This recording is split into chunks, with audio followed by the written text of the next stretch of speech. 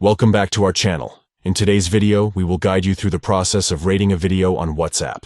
Whether it's a funny clip, a tutorial, or a memorable moment, you can easily rate it. Let's get started. Step 1.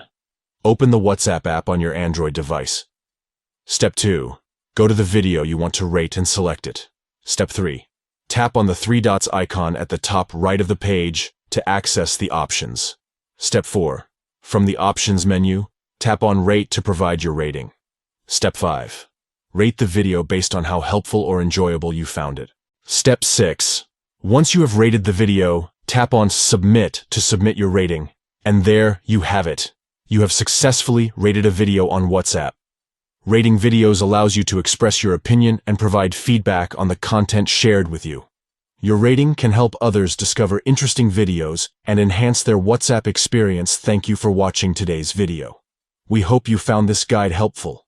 Don't forget to like, share, and subscribe to our channel for more informative tutorials.